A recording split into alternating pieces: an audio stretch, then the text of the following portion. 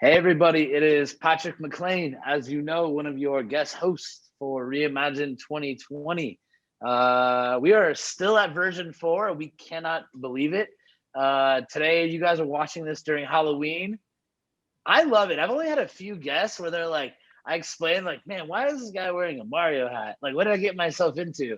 And I'm like, let me tell you why. And then without hesitation, they go grab, they're like, hang on, I got something. So the guest that you're about to see did that. I don't even know how to describe it. He'll tell you. But before I butcher this, Charles, how was your day? How's your week been? And what are you wearing?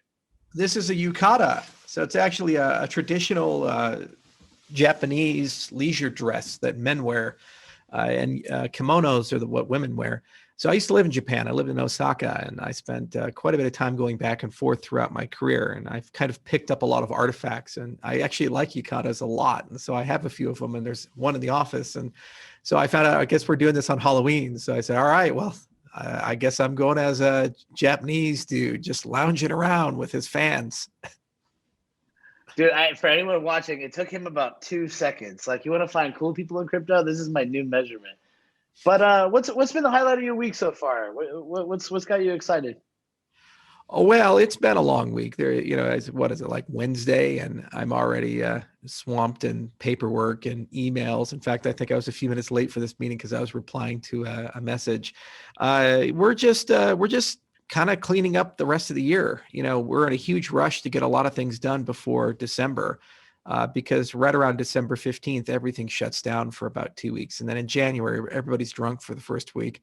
So realistically, you're not really back to work until the second week of January after December 15th. And so you have to make sure that you get all your stuff in right before the holiday rush. And so we're doing that right now with Cardano. We have an enormous amount of Goguen work we've been working on, and a lot of papers we're trying to finish and get submitted to some conferences before the end of the year. And little stuff like that. And then, tons of business stuff. We have like 90 deals in our commercial pipeline that we're trying to service and bid on. We're right now going back and forth on a really big deal with the Ethiopian government. I hope we'll be able to announce that at some point. And, a lot of product development too, like Prism, our identity framework. We've been working on that. And we've doing work on Hydra, which is our state channels framework. We've been doing a lot of cross-chain stuff. We're talking to the guys at Litecoin about how that works. And, thinking about Retina Lip. We've been doing a lot of work on Ethereum Classic with the Mantis client, so that we've kind of resurrected that a bit. It should be at testnet stage by November. We're doing a lot of language design. We're writing multiple programming languages at the same time. And we just reinvigorated the Yella contract with runtime verification. So we're starting to work again on virtual machines, like EVM replacement, Yella. And we're also forming a foundation, the Haskell Foundation, with Simon Peyton Jones. So I got some of that stuff on my stack this week. And that's just the IOHK stuff. And then I have a life outside of IOHK. I'm a video game developer. I bought a video game and that I played when I was a kid, Legends of Valor, and I've been gradually remaking it. So I'm setting up a game development studio. I live on a farm, so I grow hay, and I have raised bed gardens and all this shit. So I've been growing my own fruits and vegetables, and I'm actually just setting up a mushroom farm right now. My mycologist moved over from Lake Tahoe to come live with me, and this mycologist, she's just like figuring out how to actually grow lion's mane and reishi and oyster mushrooms and this stuff, so I can start selling supplements. So a lot of stuff is going on right now. A lot of stuff going on. There's never a dull moment. And it's only Wednesday. Mm. So there's a lot to unpack there, but I will pull out one thing that I learned many years ago in business. It's like if people come to me about some big deal or some investor they think they would close, they're telling me about this around like end of September, October, and I'm looking at them and I'm like, you don't get it. Around like third week of November, everyone goes out for Thanksgiving. They barely come back for Christmas. And by the time you like New Year's, like they're like a week in process of getting drunk. There's about a month and a half when things slow down. Yeah, if you can't get the business done in first week of December, you're looking to January for, at least in America. I mean, if you're in the Muslim world or Japan or these places, then that they have different holidays. Like Golden Week in Japan, it's like everything's done. You can't do anything during that time period. So every place has their holidays, but we plan around them. And what's nice is we operate in 40 countries. So despite the fact that things are shutting down in America, we have people who are in places where things still work. And so we can run a skeleton crew and make sure that if there's a disaster, in fact, there's been now 2 years in a row where something broke on Christmas, and 1 year where it broke on New Year's at 11 o'clock at night. And I had to immediately go into a meeting. It was an exchange. Their software broke and they demanded that we get it running again. And I was like, okay, guess that's what we're doing. You know, you're the CEO, you never get a break. You have to be a global citizen, but the rank and file people, they get to enjoy their Christmas if they want it. Definitely.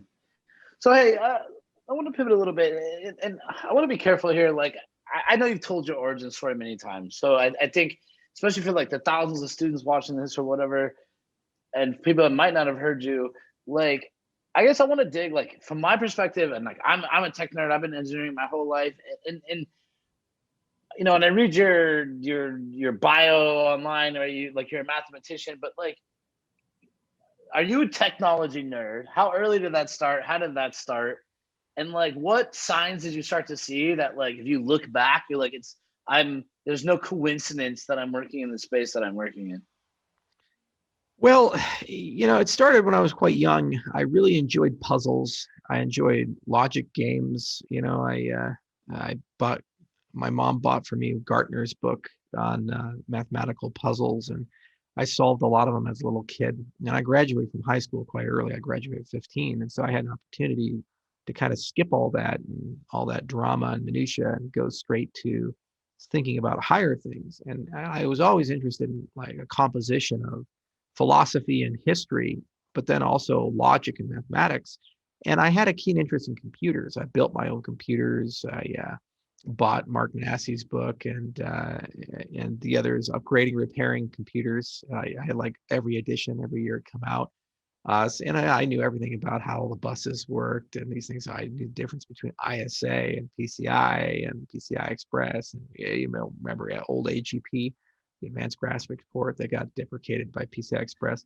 So I learned all that stuff early on, and I did a little bit of programming. You know, I learned BASIC and I learned Java at a quite early age. And then when I became a mathematician, I started going more into functional languages. I learned a lot about type theory and dependent types, and you know, how to write mathematical proofs with automated theorem provers and interactive theorem provers and these types of things.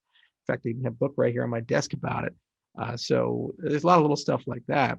But yeah, I was always keen to ask, you know, where does technology take us, and what is humanity's relationship to technology? You know, what does this all mean? So, okay, it's great and fun to have technology, but what does that mean for my lifestyle? Is it going to materially change because I have a faster phone, or my computer's a little bit better, or this VR headset I have? What experiences am I going to get?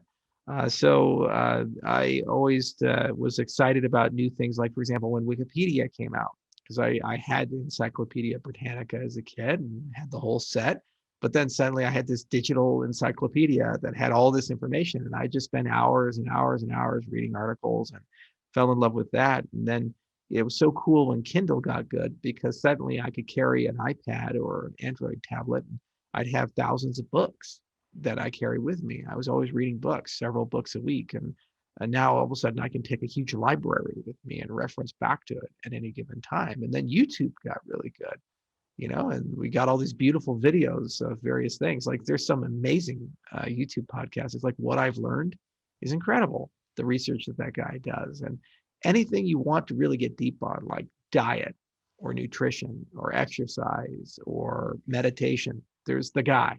And it used to be the case that you have to go like to India or something and find that dude living in a cloud temple. And now you can just go to YouTube and there's that guy. He's there, you know, and then he has 6 books and you can buy them on Kindle and play around with them. And I was blown away by, you know, how that's changed over time. So yeah, I guess you could say I was kind of a tech nerd and a gamer. And, you know, I had a chance to meet a lot of cool people in my early days. I met Gary Gygax. You know, he created Dungeons and Dragons. And it shows you how diverse my friend set is. And I've met astronauts and all kinds of cool people, politicos and heads of state and kings and so forth. So I've had Well, a actually, life. can I pause you there? And I don't want to interrupt you, but so I was mentioning, I talked to Michael Saylor earlier, and I kind of asked him a similar question. And his thing, and like, I think I'm actually older than you, he's older than us, and he brought back like Dungeons and Dragons, actually, like what influences people kind of think the way they do, you know, and that fantasy for him at least kind of played a role in that. And I also heard you talking about like a video game, right? Like, so you feel like that you were computationally like prepared to handle this, but then you also like your imagination, like you like future, you like thinking about the future. Yeah, I mean, you have to have rich imagination, and I think that's one of the biggest problems with the modern education system is that they tell people that education's about remembering stuff. They give you a bunch of facts. You take a test to see how well you recall them. Occasionally, you learn a little bit about problem solving with your memorization, but it's always scoped within some sort of artificial context, you know. And then you go out into life, and you realize that all these skills that I acquired in university or in high school or K through 12 are useless. They have nothing to do with the day-to-day. The reality is life is like this interdisciplinary web of stuff, and you are surprised by the utility of skills in the most incredible of contexts. Like, for example, one of my biggest regrets was that I didn't take art classes when I was first in university. I should have done it. I should have taken drawing classes and all these other things. I was at a PwC event back in March this year, right before the world shut down in London. It's the last place I went internationally. And we had this note taker there who was doing sketch notes. Have you ever seen sketch notes where when you talk, they, instead of writing linear bullet pointed notes, what they do is they draw a picture of the dialogue and they kind of turn a whole story into the picture. Well, it turns out that your recall when you use sketch notes is about 3 to 4 times better. And I was just thinking to myself, damn, if I learned how to draw, I do all these whiteboard videos where I draw on a whiteboard and I do all these meetings. I could just have nothing but sketch notes. And, you know, it's, oh, well, that's art stuff, right? Well, famous scientists actually discovered this. Like, the greatest example is Richard Feynman, who was probably one of the greatest physicists in the 20th century. He worked on the Manhattan Project. He won a Nobel Prize, and he's just a brilliant guy all around. But when he lived in California, he was friends with an artist. And so he had this weird deal where the artist would teach him how to draw, and then he would teach the artist how to do physics. So over a 10-year period, he went from like an amateur artist to actually an exceptionally good one. And if you actually Google Richard Feynman sketch notes or these things, you see that he's got all this calculus and these integrals and this physics, but then there's like naked women that are well drawn on the same note page. And you're like, wow, this guy's incredible. So I said, man, I could have done that. I should have had more fun. You know, the other thing is the intersection of music was really important to me. I learned how to play the piano when I was a kid, and I always regretted that I didn't keep up with it. One of these days I'll bring it back. But what's nice is that all the skills that I have in mathematics and computer science are now applicable in music. Like for my video game, for example, we're looking into algorithmically generated music. So you ever play a video game where you get tired of the same soundtrack over and over and over again? Because the reality is the soundtrack maybe has 5 hours or 10 hours of playtime. You play the game for 100 hours. Okay, well, that means you've listened to the same song 30 times or 40 times or something like that. What if you can have a completely original soundtrack, which is connected to your character and what's going on in the game? So you never have the same music twice. It's called algorithmically generated music. So I'm thinking, wow, all these piano skills that I had, you know, and all this music theory that I learned that seemed to just be its own thing and off on a shelf, now could actually do something really cool and interesting and novel for a video game. And it has deep mathematical roots. There's actually a framework called Euterpe, which is created by Yale that involves Haskell. So, you know, the thing that education doesn't prepare you for is interconnectedness and creativity. They don't really emphasize that. And that's probably the biggest shame of modern education, because once you get out into the real world, you realize that everything is interconnected and everything has a point and a purpose. And also the ideas that we take as axiomatic may actually not be right or problematic. Here's an example. So, you know, you say mathematicians got their head on straight, but most of them don't. And there's like basic things when you get a PhD in math or you study math at a higher level, like infinity and these other things. You study it and you learn how to quantify it. You even find out there's different forms of infinity, uncountably infinite versus countable infinity. You have cardinals and ordinals and, you know, all this crazy stuff inside mathematics. Okay. Well, then there's a set of mathematicians, they're called ultra finitists, who say, actually, there's no infinity. It doesn't exist. Don't even think about it. And most modern mathematicians say, that's just crazy.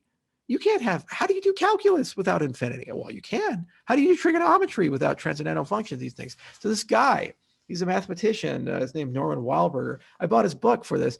He wrote a book on how to do trig without cosine and sine and all these other things and use it without infinity. So basically simpler formulas. And it turns out that it's complete. But what also is really cool about this is that these are a lot easier to implement on computers.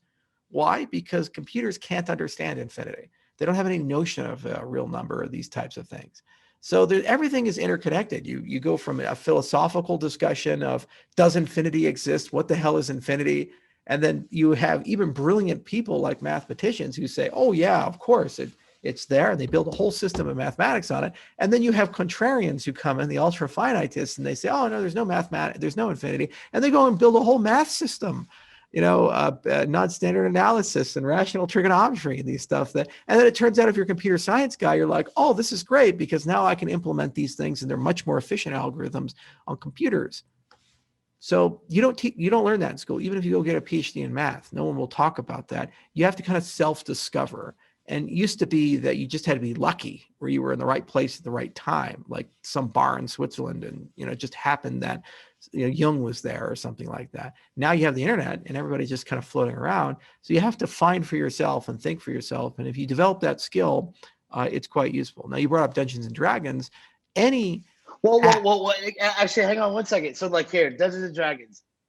If we go back to like this concept and the concept of being a wizard and like the concepts like Cathedral in the Bazaar, and like maybe you understand computationally how to handle these things, and you realize, Young, that you have an affinity to syntax of many languages and how to type them strictly and not.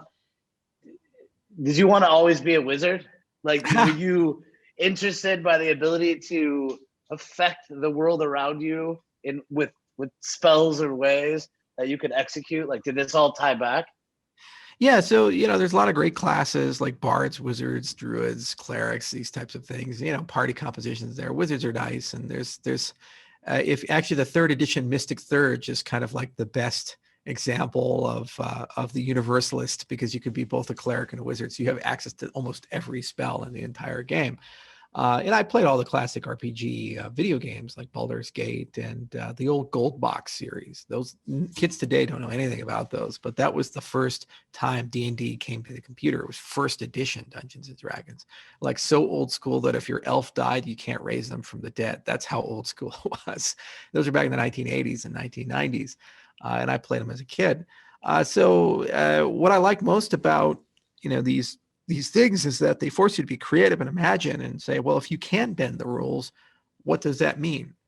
And that is so valuable in business, in politics. It's so valuable no matter where you're at in life, because all the time to compete in business, to be an entrepreneur, to be a great surgeon, to be a great scientist, you're not following the status quo. If you do that, you're dead because it's already all known and discovered.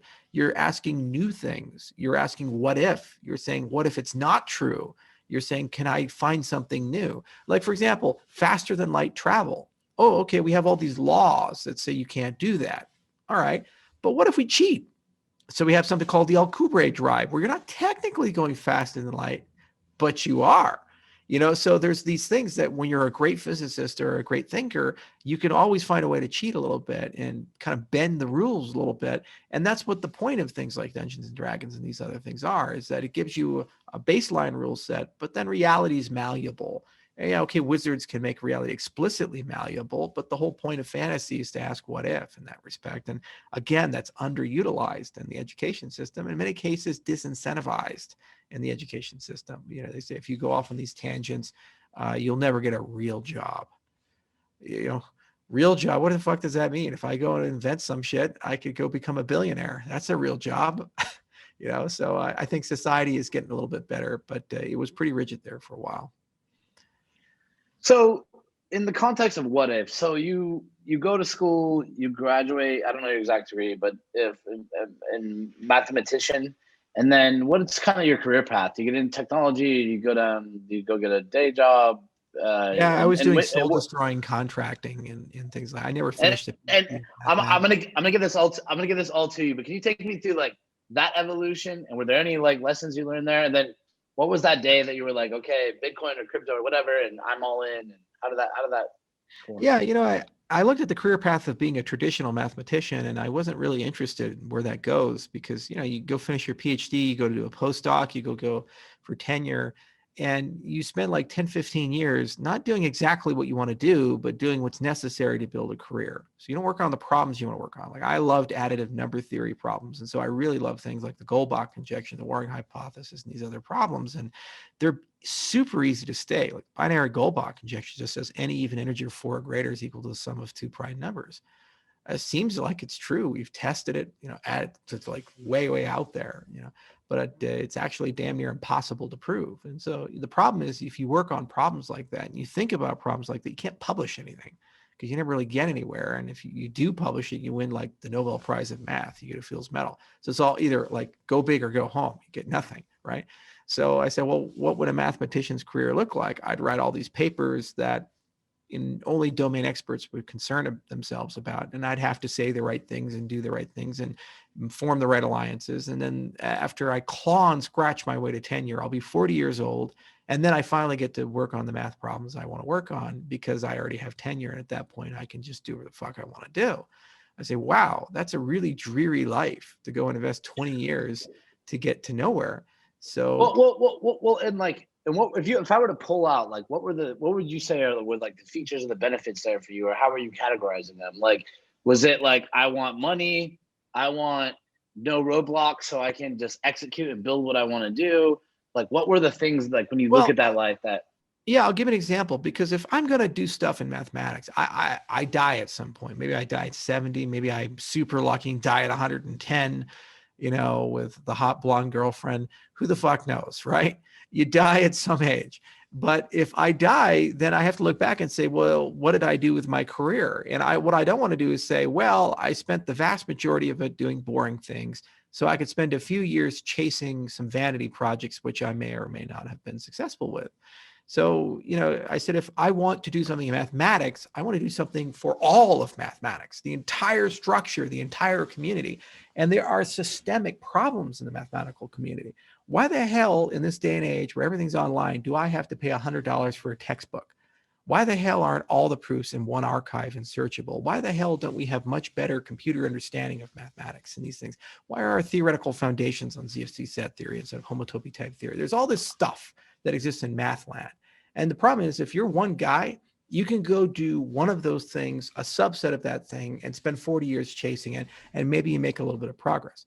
If you're crazy rich, you can pull an Elon Musk and walk in and literally change the entire totality of the field of inquiry.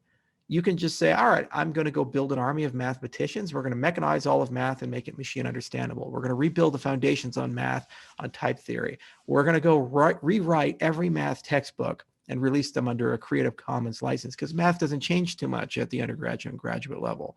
That means that those textbooks don't need to be updated once you've written them. They'll stay relatively the same. And we'll go and record every graduate and undergraduate mathematics lecture and put them all online for free and distribute them through MOOCs and these types of things. You say, oh God, that's a lot of work. Well, if you got $100 million to spend on it, you probably could get it done in 10 years. What are the consequences of that?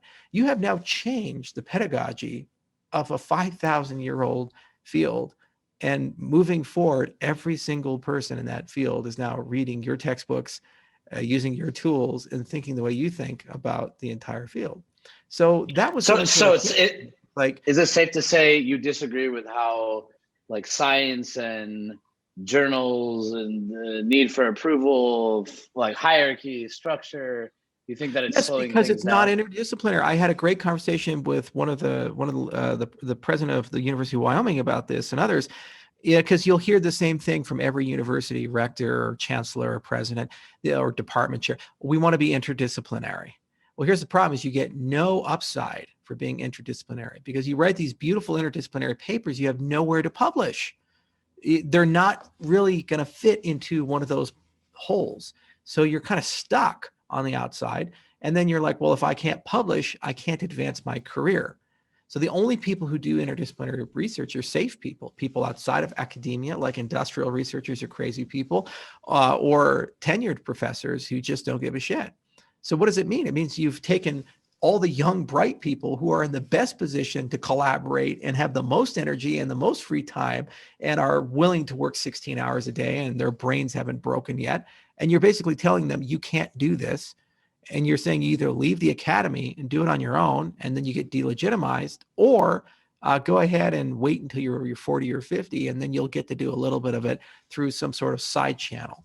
And meanwhile, what does it mean? It means that the economists aren't talking to the computer scientists. The data scientists aren't talking to the physicists. The mathematicians aren't talking to anybody. The biologists aren't talking to these other people. The social science people aren't talking to these people. So they write siloed papers, and they're riddled with unrealistic assumptions about how the world works because they're not experts in everything. If you're there's a systemic issue here, and where Yes. where does it come from? Well, because the incentives are wrong. So this is the thing that the cryptocurrency space taught me. And it's one of the most valuable lessons of our entire industry. And the cryptocurrency space basically said, get the incentives right and you're done. Because the market will self-assemble and push you in that direction. Satoshi got mining right and the payment model right. And now we wake up and Bitcoin's hundreds of billions of dollars and there's all these miners. There was no central bureau that every day woke up and said, okay, let's invest another $50 million to set up this operation here. Let's found this company. There was no subsidy there. It was all about incentives. So if the incentives are wrong, the system will break. It's just that simple. So academia has the wrong incentives.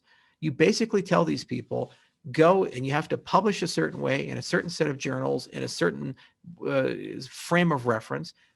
Wait a long time, and then you finally get to do interesting things. And by the way, either the government's going to tell you what research is in scope through the NSF or DARPA or some grant program, or an industrial researcher is going to tell you what's in scope, but you don't actually get to choose outside of your meager little laboratory unless you get super lucky and you're at a well-endowed place like the Princeton Institute of Advanced Studies. So those incentives are broken. So what does it mean? You don't get diversity of thought in nutritional science, in medical science. You don't get diversity of thought in physics and in mathematics and these things. So if you're outside the orthodoxy of whatever the mainstream happens to be, your career stalls. And there's been hundreds of examples of this in physics and biology and all these other things. And, it creates dead ends. Psychedelics research is a phenomenal example of this. So in the 1950s and 60s, a lot of people like Timothy Leary and these other guys, they were doing phenomenal research with LSD and psilocybin and these other substances. And they were starting to realize that these were really useful substances for the treatment of depression and addiction, real medical use cases. Then the government says it's out of orthodoxy, don't think about it. And then for 40 years, the entire field dies. And they say, we can't even talk about it. You have no career. Little by little, people manage on the outside to keep the research going, and then they eventually get it back into orthodoxy. And eventually Johns Hopkins resurrected the research program. There's a great book about this from Michael Pollan called How to Change Your Mind. Well, I feel lately, like I see articles popping up everywhere, like psilocybin and like the benefits. I know people in Thailand trying to run like medical research around it. Like it's in America now. The Johns Hopkins. Yeah, exactly. Like it's like finally. But my point is that the only reason that happened was because people on the outside who were delegitimized spent decades of their lives pushing and pushing and pushing. And meanwhile, we as the human race lost 4 or 5 decades of R&D. And what are the consequences of that? Had we had those 4 or 5 decades, we'd have hundreds of treatments and there'd be millions of people who'd be cured of their addiction, or at least manage their addiction much better. Millions of people currently suffer from depression who would be able to manage that depression much better without taking SSRIs. It's the same for nutrition science. Somewhere in the 1960s and 70s, Ancel Keys kind of contaminated the well and convinced the US government that fat is bad and will kill you. And you'll get heart disease instantly. You take enough fat. So what happened? They said, okay, we're going to change all nutrition science, and we don't really care what the meta-analyses look like or his 7-country study was flawed or any of these things. You can't publish any pro-fat papers. All anti-fat papers are there. And now we have all this low-fat, high-carb food. And sure enough, obesity rates spiked, diabetes spiked, and so forth. There's a huge body of evidence that says perhaps a ketogenic approach makes sense. Now, all these people on the outside have known this. They've known it because you can fast. You can just stop eating. You lose weight. You're fine. There's even doctors who write books about these things now. And there's people go on ketogenic diets successfully. You ask a traditional nutrition scientist about it, they say that will kill you and give you heart disease in 5 or 10 years. It's just a fact. It's known. It's orthodoxy. So you just can't get any money from the NSF or these other things to go and research an alternative viewpoint. So guess what's happening is billionaires who believe in this stuff are actually opening their pockets and paying money to have independent scientists discover things. And when they actually look into it, they say it's a much more nuanced problem. Tons to unpack there. So how old is young Charles Hoskinson, who's like, I see people trying to tell me to slow down. I see bureaucracy, maybe lobbyists, a bunch of things that are influencing outcomes that I can't control and that essentially need to get dictated to me. And like, how old were you? And then like, can you tell me like what then when you, and I'm paraphrasing and correct me if I'm wrong, but like, if that's generally the conclusion that you came to, what were your next steps? And like, how does that lead us to I was in my mid-20s, and I knew I needed to be an entrepreneur, and I knew I needed to go out and build something, make some money. And what I wanted to do was work in a change industry. And so I looked at a lot of them. So I did some consulting and contracting work. And the point there was just so that I could learn skill sets, like learn how to be a much better programmer and learn how organizations worked and project management worked, these types of things. But, they were mostly unsexy, unattractive things. And then eventually I decided to take the jump professionally into the cryptocurrency space in 2013 because I looked at the dynamics of the space. I'd been in since 2011. I bought a lot of Bitcoin. I mined a lot of Bitcoin. But then the space really started taking off in 2017. And I realized that this space has all the dynamics of a new internet. It's a new internet revolution. And I said, okay, if I don't get on the ship now, it's going to be like not being there in the early 90s. You're going to regret it for the rest of your life. So I quit everything I was doing. I created an educational class to kind of build up a network effect. And then that allowed me to raise some money and start a series of companies, which led to the creation of my company today. That was 8 years being in the space. So it's been a lot of work and a lot of effort. But what was so appealing to me about the cryptocurrency space is it was a little bit of everything, a little bit of history and philosophy, a little bit of anti-orthodoxy. Like if you were to talk to Paul Krugman about Bitcoin in 2010, in fact, people did, he said, it cannot work. Why? Again, orthodoxy, deflationary spiral. Therefore, it'll die. That simple. It will never succeed. The whole system will die. So, basically everybody was betting against it. They said it cannot work. Deflationary monetary policy has been disproven in the 19th century. The Austrians are nuts. They can go and run it for a little while, but the system will burn itself out. Wah-rah. 2013, when it got above $1 billion, it survived a lot. I realized that this was sustainable and resilient, and it's not going to go away. And I asked myself, what are the consequences of a self-evolving money system that's going to eventually take over identity, politics, property rights, and internet infrastructure? I said, holy shit, this is big. And so not only did I do it, I made a TED talk about it in 2014. And I told everybody this is going to change everything for the developing world.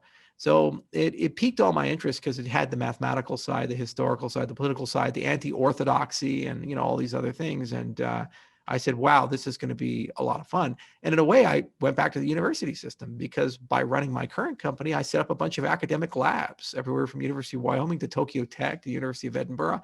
And I get to set the research agenda. I work with my chief scientist, and we've written almost 90 papers now, 90 in the last just 5 years of operation. So at our rate, probably every decade we'll write well more than a few hundred papers. And as we get larger, we write more. So we're influencing the entire science of our industry, all the foundational results we get to do. And now we're exploring derivative stuff that's all interdisciplinary.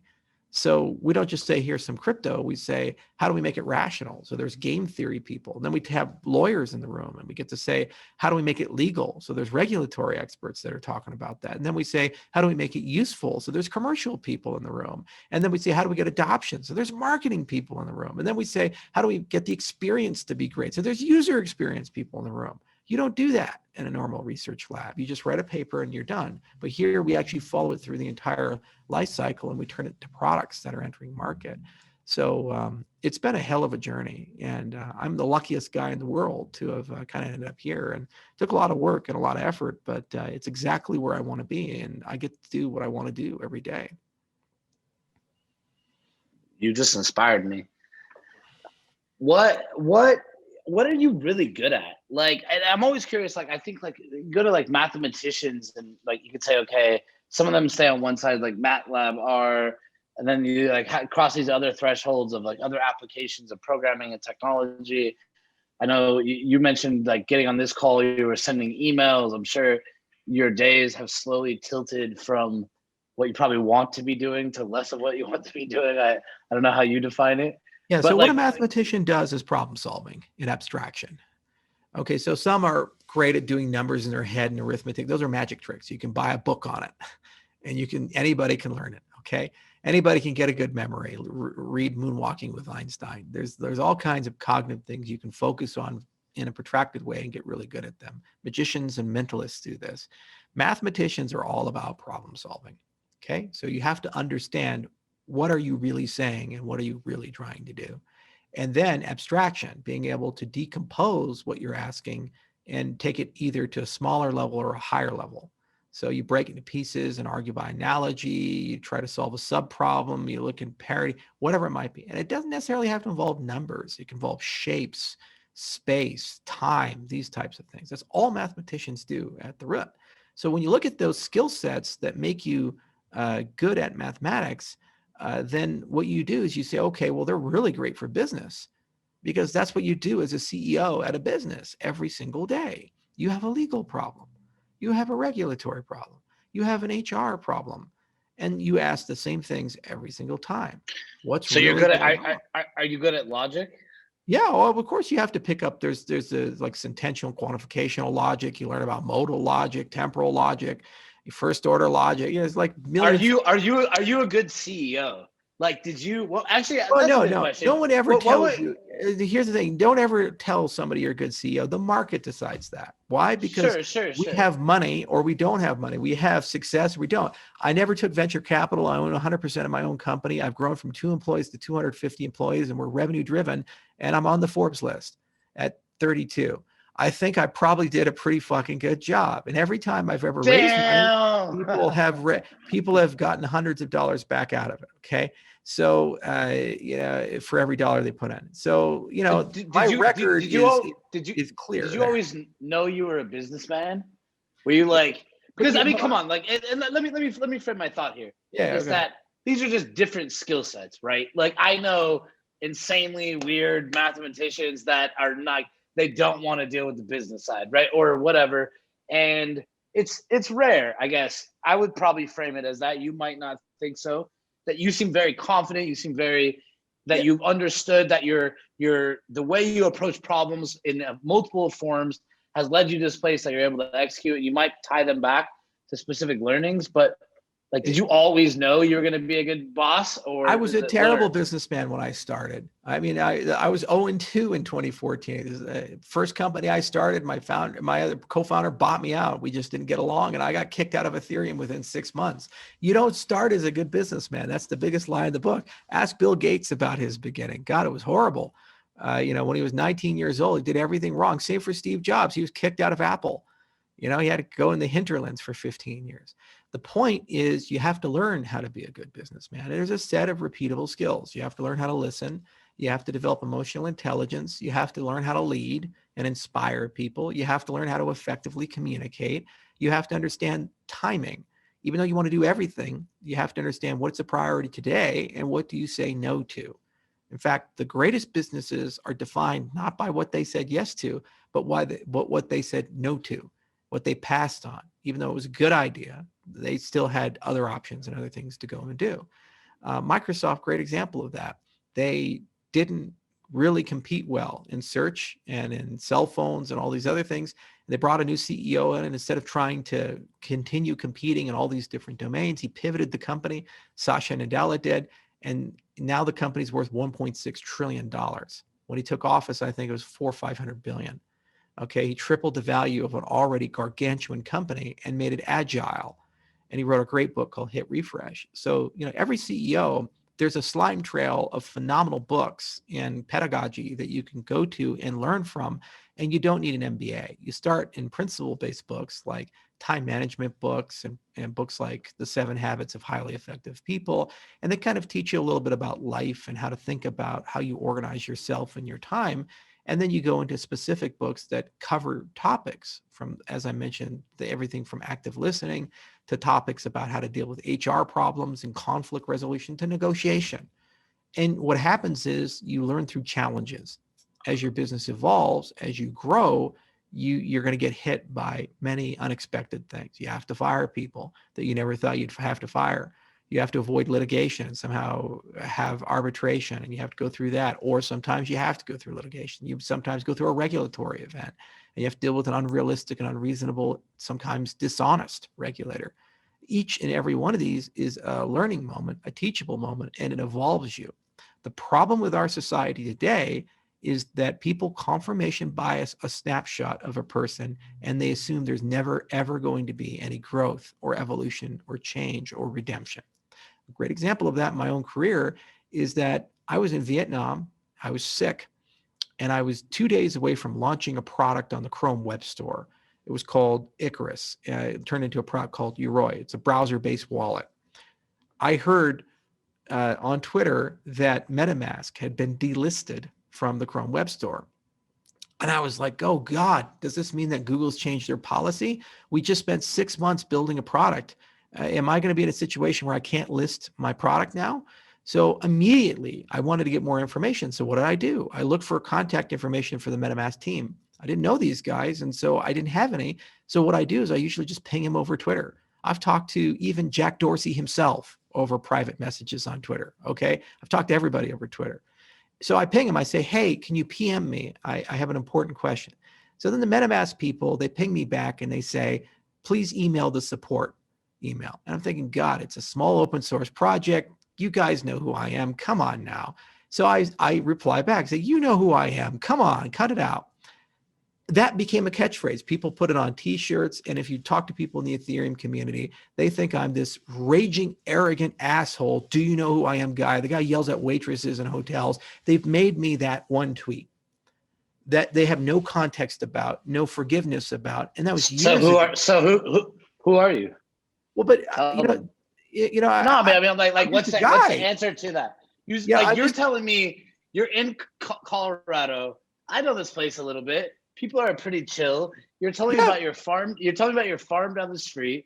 You clearly don't have time for bullshit. You probably want to deal with some of the best mathematicians, technologists, thinkers in the world. You seem like you have a worldview. It seems like you care about people.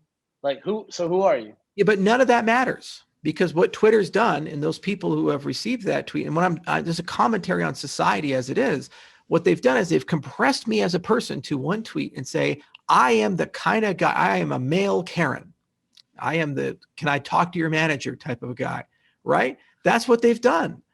And that's just so far, because people are so nuanced. You ask the question, who are you? Well, who am I at 32? Who was I at 25 when I started? Who will I be at 45? These are all different. I'm going to learn so much. I've gone to so many, I've gone 52 countries since I started this journey in the cryptocurrency space. I hang out with heads of state. I hang out with kings. I know dictators, for God's sakes. And at the same time, I know philosophers and theologians, and I've met pretty much everybody you can imagine. And I've read all these great books, and I have all these great experiences. And I have all these responsibilities on my back. I have to speak for an ecosystem of hundreds of thousands of people and make decisions that create winners and losers on a daily basis. So you can't tell me that that doesn't cause change in a person and growth in a person, especially if the ecosystem continues to flourish and survive. But we as humans aren't good at talking about nuance or answering those questions, because there's no satisfactory answer. It's complex. So what we do is we compress them down into either a hero or a villain, and it's become super bad in the social media age. We love that. It's almost like the Disney stars. They go from Disney TV to singers to the press wants to destroy them, right? I mean, like, the media culture has always liked to vilify people. You know what I mean? Like, especially from height to bottom. And actually, I'll lead into this, and I think the echo chamber of customized news feeds, and where people really don't especially know that what they're getting fed back is not a general stream. They're getting fed back a unique stream, right? Of what they're seeing in social news, etc. So I want to, and I know we're getting close here to kind of end of this, and I think the conversation, I love this conversation, by the way. I just think I lost a little bit of track of some things. But all right, so can you, if I were to ask you for like your state of the union, right? Like, and this could be crypto, this could be world. Obviously, 2020 has been a crazy year. Markets drop. Some people have the theory that the only reason they went back up is because cash was printed. Crypto has had moments this year of DeFi. I think you've been at it from not day one, but pretty early, right? You've been in the rooms that some people later, more history books will get written.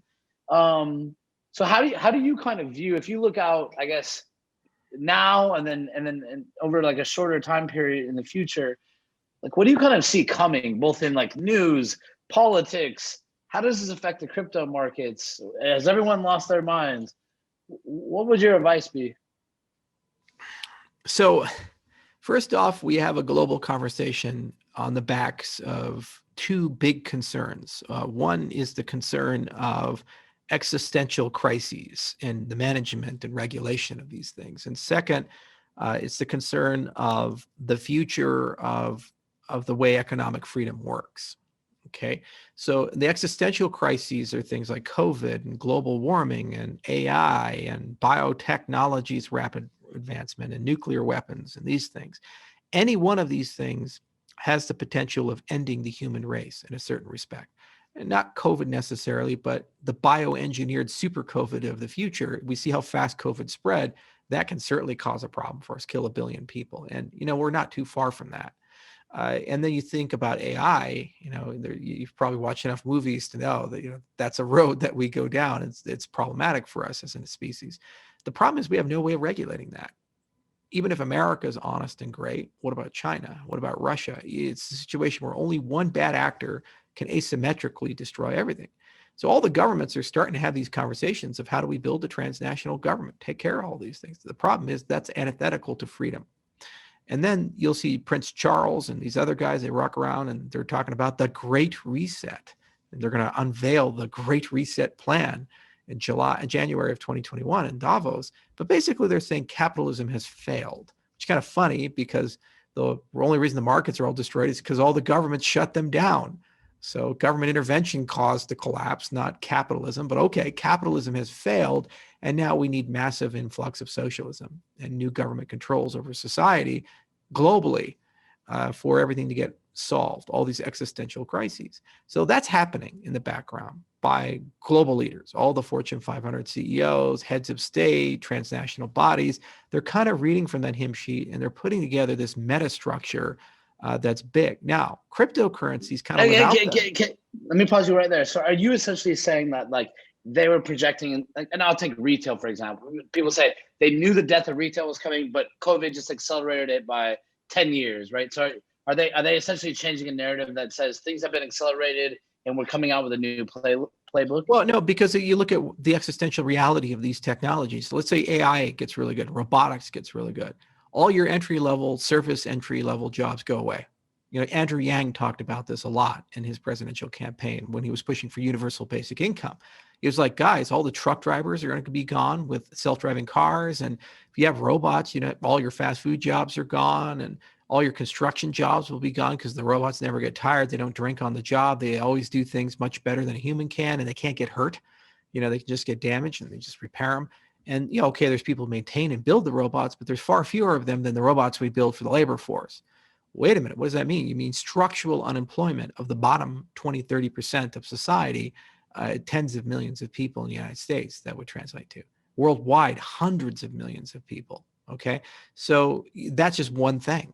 And then your point about death of retail, okay, Amazon did that, but those, how do you replace those jobs? And there's 100 other industries that due to automation and existential concerns, they're getting a little different. And there's a massive wealth transfer from the bottom to the top. So as all this new wealth is created, it doesn't trickle down anymore. It just accumulates in the top 5%, especially in the top 0.1%. If you look at the COVID crisis, the top billionaires got $1 trillion richer, whereas the bottom 50% of society got poorer. So despite the fact the whole world is shut down, a group of people got fabulously wealthy over fortunes that are unimaginable. So there's a lot of discussion of, well, how do we manage that, moderate that? What the hell do we do? So that's what the Great Reset is talking about. And that's Prince Charles is pushing it, and all these other people are pushing it. And Bill Gates has been talking about it for a long time, as has Andrew Yang. And there's books and all these things written about it. Great. So you subscribe to that? I mean, because I think No. I didn't say I subscribed to it. Sorry. Let me be clear. And I want to cap this one point, because I think for people watching it, and I apologize if I wasn't clear. You believe, and I probably in the same way I do, and I think most people don't understand, you could talk about eliminating truck drivers. And when you look at actually the map of America, say #1 job, most people don't understand that this is connected. And it's not just truck drivers. It's that as the truck drivers drive across, when you see the McDonald's on the freeway, right, or the Motel 6, it wipes out a bunch of other jobs. And like what you're saying, Andrew Yang advocated for, and people have been testing for a while, right? So European governments, companies like Y Combinator have been testing the effects of universal basic income. What happens when do we put a robot tax? So I'll encapsulate my point here, what I was saying, what you subscribe to. So do you think that technology and the intersection with life, that's here, it's coming, it's accelerating, and that how we deal with it is the next question? But that technology is a key portion of that. Right. Well, technology tends to have a wisdom gap. And Max Tegmark talks about this a lot. So you invent the car, and then a little bit later you say, oh, maybe I should create a safety belt. Why? Because somebody got in an accident, went through the windshield, right? So similarly, when you build anything, you don't really fully understand the consequences of what you've constructed. The guys working on the atomic bomb, they didn't fully understand radiation. They didn't really get the consequences of what they were doing. And, Demon Core killed a bunch of people. And so this type of stuff comes up. So the problem is that the rate of technological advancement is accelerating, and the consequence of technological failure is becoming more dire. So CRISPR is a great example of that. COVID has shown how quickly a disease can spread. If a small lab run by terrorists in Azerbaijan or someplace can genetically engineer the COVID of the future and release that, and that's like COVID plus Ebola with a 50% mortality rate, then what does that mean to humanity? Like 5 people or 10 people could potentially kill 1 billion people or more very quickly. So then people say, oh God, we need to regulate and control this. The problem is that means you need to regulate everyone across the entire world. We've never done that as a species. We've never figured that out. Anyone who's tried, they've tried by building an empire. They tried to kill everybody else's military and create one empire and say, okay, now I'm in control. There's no one world government. So this is the problem. And the solution is unclear. And right now, cryptocurrencies are actually offering potentially some clarity on the matter. And this is why I don't give a shit about the markets. Who cares about the price right now? You look at the use and utility and the consequences of the technology. You're talking about a private system where no one's in control, but has rules that everybody agrees to. That is global regulation in a certain respect. Regardless if you're in Mongolia or here in Colorado, Bitcoin treats you exactly the same way. Regardless if you're Satoshi Nakamoto or Charles Hoskinson, Bitcoin treats you exactly the same way. Okay, so why can't we use that to regulate and control other things like property rights and identity and data infrastructure, like this big surveillance capitalism problem we have with social networks and these types of things? So it's part of that conversation, because the alternative is you just have to put somebody in charge, China or the United States or a transnational body, and you have to make them so powerful that anybody who doesn't agree with them, they have the ability to use force to compel them to do something. And they'll say it's justified because we have to protect the world from the COVIDs of the future or global warming or any of these other existential threats. You got academics like Noam Chomsky, who are with a straight face saying Trump is worse than Hitler. He actually said this. Why? Because he said Trump is anti-global warming. So, and his logic is global warming is a bigger threat than the Holocaust. It'll kill more people than the Holocaust. So if you are anti-global warming and you are not pushing global warming legislation, you are worse than Hitler. If your metric is death and total death, like you could make that assumption. Exactly. So then wouldn't you be willing to build a transnational government if that's the way you think, and say that government can arbitrarily imprison people if they get in the way of this agenda because you're saving lives? We've already run the experiment that everybody has to wear a mask. We go lock down, your economic freedoms, religious freedoms, and other things have been basically taken from you because you're saving lives to prevent the spread of this virus that may or may not actually be super serious. So take it up a notch. Take it up to a point where 100 million people will die, 200 million people will die, and so forth. And you say, oh, but these guys will act with wisdom. The COVID response is a great example of this. As a direct result of the global lockdowns, the United Nations World Food Program and New York Times, they reported that about 100 million to 200 million people will be pushed into acute starvation as a consequence of the economic collapse of the shutdowns. Not COVID, but shutting the world economy down, okay? 100 million to 200 million people, acute starvation. About 10 to 20% of them will probably starve to death. So what does that mean? Minimum of 10 million people, mostly children and weak people, will starve to death as a result of this economic shutdown. A policy decision to save lives has meant that the weakest and poorest amongst us die one of the worst deaths that you can imagine, starving to death. This New York Times reporting this. Well, I think that there's other effects, right? People lose their jobs. I mean, go back to 2008. Depression, like suicide, the unemployed, care. male death rates went up or dropped in America right over after 2008. If we need older examples, right? Like what happens when you take people's jobs? What happens when you lock people in their house for 4, 5, 6, 7, 8 months? Right. So anyway, you asked for a State of the Union, though. I'm getting to a point. Yeah. So it's a conflict of two philosophies. A libertarian, humans can govern themselves, and an autocratic, humans cannot. This is you're a Ron Paul guy. Well, yeah, I believe in the best in people. I'm an optimist. I believe that we are capable of self-governance if given the right tools and information. The people that currently rule us do not believe that. The point of our industry is to give an alternative. Libertarians have this problem that they live in unicorn land. They tell you that if we go to this libertarian utopia, somehow we'll figure out how to govern things, but they never give you an example of how to do that. They say non-aggression principle. What do you do about the crazy whack job that goes around stabbing children? Like, how does non-aggression work in this case? This is really hard. Okay, so if you have a governance layer like cryptocurrencies and blockchain technology, you can apply this not just to money, but to laws, to regulation, to property rights. You could apply it to the use of force, all these things. These very same systems are there, and they do not require bureaucracies at the top to govern and manage, and people at the bottom know what to do. And it's fair, and it's transparent, and it's egalitarian. It doesn't treat people differently. The autocrats, the Prince Charleses and the other people with this great reset idea they're pushing, they don't believe that's possible. They think that people are too stupid. They think that people cannot govern themselves. And you see it with their statements like Russian disinformation. How cynical is that? They say, oh, okay, because some hackers in Russia ran ads on Facebook, that obviously got Trump elected. People are so stupid. They're incapable of discerning real from fake information. And so a hacker can influence people.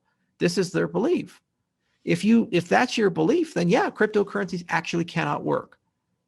But every single time people have bet against this industry, they've been wrong. Every single time. When Paul Krugman said it's going to fail, the 100+ obituaries people wrote for Bitcoin, they said the deflationary spiral will kill us or this will kill us.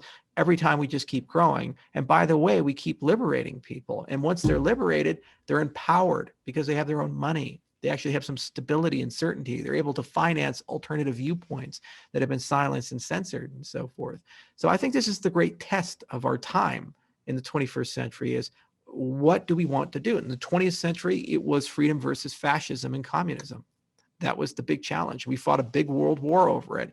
And fascism lost, but then it was communism versus freedom. And we had to go and fight that whole thing for decade after decade after decade. Now the 21st century, it's humanity's relationship with existential problems and the wisdom gap of technology. And we have to ask ourselves, how will we resolve that? Will we descend into autocracy and totalitarianism and just basically say some small group of people unelected for life are basically going to be in charge of this entire thing?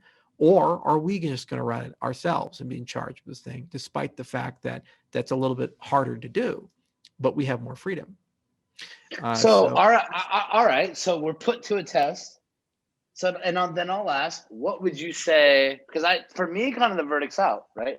I think I'm a tech nerd and I've always loved politics. I couldn't quite tell you what's going to happen. I think there are some geopolitical events tied to what's going on. I think COVID messed some stuff up. I think if you look out, and I think especially when we talk about news and social media, I don't think that most people have the deductive reasoning and technology to look at feeds of things and understand that what they're seeing is being manipulated.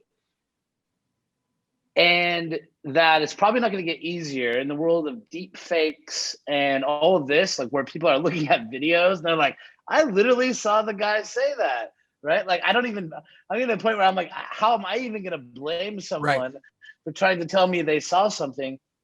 If you look out, do you think that humanity is going to meet this challenge? And I'll caveat with this, and then I'll let you go here and I'll let you take us out. But what are some steps that you would give people, both like in logical thinking, things that you see that you think other people might not be seeing?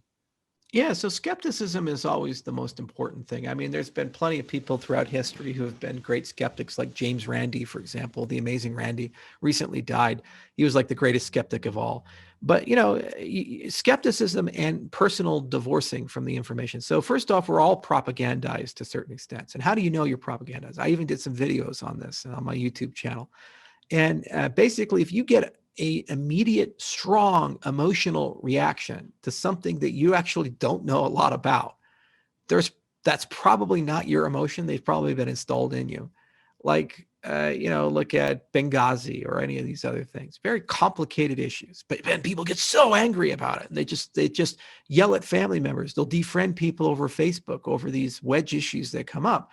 And then when you start peeling back the layers, you find that there was a lot of nuance to this, and there's a lot of different sides and angles, and it's not really clear what happened in these types of things. So propagandization is a huge issue. And there are strong incentives for political powers to do that because there's power to be made in dividing people. So take a chill pill and ask yourself, do I honestly know enough about this to form an opinion? Joe Rogan says this a lot on his show. Basic thing, very important thing. And if you find yourself having strong emotions over it, then there are probably deeper reasons for that are disconnected from the actual facts and information. So skepticism plus that. Second, recognize that if you really want to get to the truth of the matter, it requires an investment of time. You're going to actually have to dig into it. You're going to have to look for multiple sources. You're going to have to ask yourself, if this was true, what does that mean? What are the implications of this being true? Who else would have a problem with this being true? These types of things. You kind of globalize the problem, kind of think around the problem and these types of things. Like, for example, if there's a corruption thing or something, it's probably going to be covered by many news agencies. If you're only seeing it in one little website, no one else is mentioning it, then outside of a conspiracy, it's very unlikely that that's true. And then if it is true, then you have to ask yourself, well, then why is no one else looking? Why is there not a government investigation? Why is there not this and so forth? So conspiratorial thinking is quite problematic. But the problem is there's power to be made in conspiratorial thinking because then it empowers the people who push the conspiracy theories. They sell products based on it. They get media distribution based upon it, these types of things. So critical thinking skills are super important. There's hundreds of books on it. There's hundreds of ways you can learn about it. People are very bad with statistics. People are very bad with sorting through data.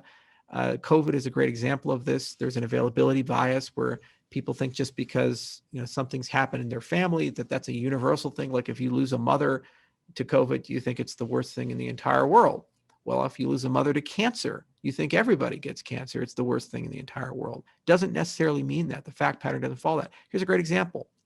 Google Michigan population. Google Sweden population. You can do that. It's about 10 million approximately. Okay. Google COVID Michigan. Google COVID Sweden. Look at the case rate and the death rate. Michigan has had some of the harshest lockdowns in the United States. Sweden did not go on a global lockdown. The numbers indicate that Sweden has less death, despite the fact that the population is roughly the same. So then there's a deeper truth there. And so if you're really looking into this, you're thinking, okay, there's nuances here. If you do this, the media will say that's fake news, even though these are real numbers and these types of things. So recognize when narrative is there to control you, recognize when narrative is there to make you angry about something, and think for yourself and just start working through it. But here's the problem with it. It takes time and effort. And the reality is there's something called rational ignorance. If the value of the information is less than the time you have to invest to understand it, the rational thing to do is to stay ignorant and not know about it. And if that's the case, be intellectually honest enough to divorce yourself from the conversation. Like healthcare, super complex. Do you understand it? If you don't really understand it, then divorce yourself from it. But don't assume an opinion, free market or universal healthcare, whatever it is, and just be militant about it and say what you deserve or not. If you really want to get serious about it, you're going to have to spend months digging into that particular topic. So I think it requires intellectual honesty, maturity, a recognition of human frailty. Now, practical solutions are the investment in better tools. AI can help tremendously here. Better information systems can help tremendously here, where you basically can work with these tools and they can give you indications that the things you're seeing may not necessarily be fully accurate. Facebook is doing this with fact checkers, but the problem is the fact checkers themselves are corrupted in many respects. Well, not only that, like I live with my friends forever. Like my friends are like the two people that built like FBX, Facebook ads. Like one wrote Chaos Monkey, like the time of like sitting there, right? And I was telling them for many years, I'm like, dude, do you guys even see what's happening? And like, I think that even the amount of people that share, if Facebook just simply stopped showing you things that people did not click, not even tracking the amount of time they spent on the article, just if someone saw a headline, they shared it and that's what you saw, but they didn't even read it, right? So I think when we talk about facts, it's also like we there is another part of it where the people are in echo chambers. They say, my friend Jane shared it, right? So then I trust her, right? And I do think sometimes there's even lower hanging fruit where people need to understand that, like I've caught myself sharing things sometimes, and like I rant against it, but I'm like, did I just do that for an interesting headline? I have no idea what's inside of that article. Right. You have no idea if it's right or wrong and so forth. But the problem is the algorithms are built to actually push you in this particular direction. There's a great book called Surveillance Capitalism that talks about that. There's dozens of books actually that talk about the addictive nature and the viral nature of these particular platforms. But tools can help sort this out. Because what happens when you see that article, you have no choice of whether it's been thrusted before you or not, you can analyze it. And if you can look at baseline statistics of, well, how reliable is this source? How many click-throughs have happened? How much external vetting has occurred? How many people are willing to put money on the table to say that this is accurate information? That's why markets are so powerful. I don't give a shit about the polls. I give a shit about what the stock market, these other things are telling me with the US election. I hear all these things about how Biden is up in Texas and Georgia. I just can't imagine that. It doesn't make any sense to me. Nate, what's the guy's name? Nate Silver. Who's the guy? Nate Silver. It was same shit. I was sitting in San Francisco end of 2015, and I remember I'm sitting at dinner. I like literally lost a girlfriend over this time, and I'm sitting here. Whatever. I've been in tech for a long time. I get invited to this dinner party. All these whatever liberals, quote unquote, whatever you want to think of SF, and I just remember sitting there and like. Everyone is calling Donald Trump basically a retard, an idiot. This guy can barely read. And I'm sitting there thinking, have you guys ever read The Art of War? Like there's passages in there. It's like, if your opponent thinks if you're strong, make your opponent think you're weak, right? And I really believe, to kind of play off your point, not to cut you off. And I remember like the night of the 2015 election, people were just devastated. They couldn't believe that Donald Trump could win. And I keep saying that, like, the reason I think that he can win again, and I like took some bets on this mainly to prove points to people, like stupid odds, like just to prove points to some of my friends, is that if people lead in by saying the math is already baked, right? If the news keeps saying, like you're saying, that Biden is ahead in all the polls, right? If you actually wanted to win something, you might lead by having fear, right? You might lead by saying, my opponent is probably going to beat me. Same way you would approach it, a competitive boxer in the ring, right? Right. You would fire a coach that said, don't worry, drop your guard. You have to work, but you don't have to work that hard because he's probably going to lose. And you kind of get the outcome you don't desire. So I didn't mean to interrupt you, but well, anyway, no, I got to get going here in a bit too. But you know, prediction markets. Robin Hanson's done great work in this respect, and you know, in trade and the other guys, you can actually bet on elections. I knew first off, you know, Bill Clinton knew Trump was going to win because he told his wife, you need to go campaign in Michigan, Pennsylvania, Wisconsin, these other places. We're losing the Rust Belt. These blue collar union guys, we have not been kind to them in the switch to identity politics. They don't suck up. We're losing our union progressive base. And this guy's been talking about punishing China for taking their jobs. This is their hymn sheet. So if we don't talk to them, it's a problem. And she completely ignored it, didn't campaign there. But more importantly, I tell you, you got these things like the Lincoln Project. He's trying to pull Republicans away from Trump. I'll tell you the day that I knew Trump owned the Republican Party, and it's his for the rest of his life. Even if he loses this election, he's probably still going to hold on to a big chunk of it. It was the prayer breakfast. No, it was the Kavanaugh hearing. Because you have Rush Limbaugh, all these other guys since the 1980s telling the Republican rank and file, everyday Republicans, kick the Democrats in the teeth. You can't reason with them. You can't negotiate with them. Don't back down. Fight them. Then you had George Bush and Mitt Romney and John McCain, all these standard Republicans, and they always gave up. They backed down. If there's something controversial came up, they would fall back. The rational Republican president would have pulled the Kavanaugh nomination and put a less controversial justice up. They wouldn't have fought it. Trump said, fuck you. I'm going to fight it. And I'm going to win it. I don't care. And he fought it and he won. And the minute he did that, he became more popular in the Republican Party than Ronald Reagan. And so they're not. He's only been reaffirmed for fighting. Like he's never been penalized for not. The question is, how big is the Republican Party? And this election's basically going to tell us that. But they're not going to break ranks at all. And you know, the Democrats are so radicalized, they think Trump is basically Hitler. I got a fucking email from Expensify telling me to vote for Biden, man. These guys are violating every business principle at this point. So we'll see what happens. I don't know who's going to win, but I think it's going to be a lot closer than the polls are indicating. And that's just and also they made it a crime to support Trump. If you're a Trump supporter, you'll be publicly criticized. So who would publicly declare support for the guy? Well, exactly. And like, and their polling methodology, I'm still like very confused by. Like most people over the phone are not, it's not culturally popular to even say you're going to support Trump. Right. So like, you're already shamed. Like, what is their methodology? I've never got a call on my cell phone.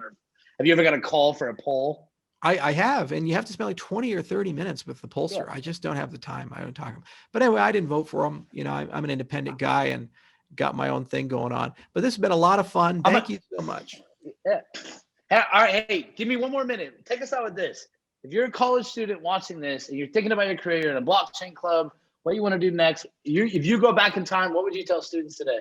I would study computer science, and it's a little bit of everything, and it teaches you how to solve problems, and you'll always have employable skills, and you can do anything with it. You can go into music, you can go into art, you can go into engineering, you can be a doctor with it. It's a great field, and there's tons of interdisciplinary cool things you can do with computer science. Charles Hoskinson, Patrick McLain, REIMAGINE 4.0. I hope you enjoyed the conversation. We appreciate you coming back, and enjoy your day. Cheers. Have a good one.